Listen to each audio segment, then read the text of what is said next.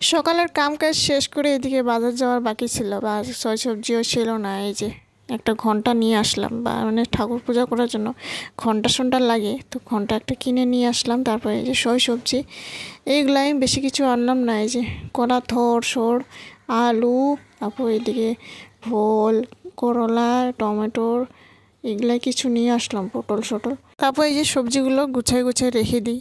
খুলটি colour ডাল নিয়ে এনেছিলাম, এই যে দেখুন লাল লাল একটু টাইপের, কালা ডালটি না। তো এই যে দেখুন সুন্দর করে ধুয়ে আমরা এখানে হাঁড়ির মধ্যে বসায় দিলাম।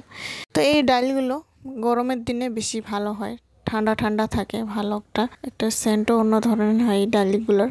তারপরে এই যে মুগ ডালগুলো মানে বেশি গরমের দিনে অত বেশি খাইলে গ্যাস শেষ হয়ে যায় এগুলা।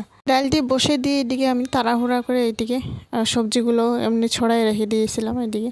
তো এদিকে সবগুলো গুছিয়ে রেখে দিই ফ্রিজের মধ্যে। তো যা যা সবজি বানাবো তো বাইরে রেখে দিলাম। তো এইদিকে আগে এগুলো ঢোকায় রেখে দিই ভিতরে ফ্রিজে।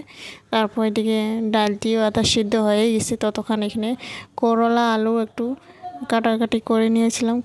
করলা আলুটি ভাজাভাজি করে নিব। তো এই যে বেশি সময় ছিল না, তখন অনেক সময় হয়ে গেছিলো, 1:30 মতো বাজছিল।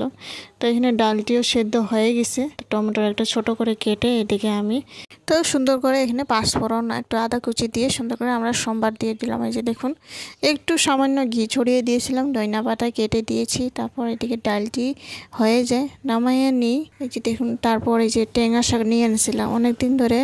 টেঙা এখন তো গরমের দিনে টেঙা এগুলাই খাওয়ার ভালো লাগে, তো কী করব। তারপর টেঙা এক মুঠা শাক নিয়ে আনছিলাম, টেঙা শাক একটু বানিয়ে নিলাম। এই যে দেখুন, তো আমাদের বাড়িতেও হয়তো এই গাছটি মানে অনেক পাতা ধরতো, খুব ভালো লাগে, টেস্টিও হয় শাকটি।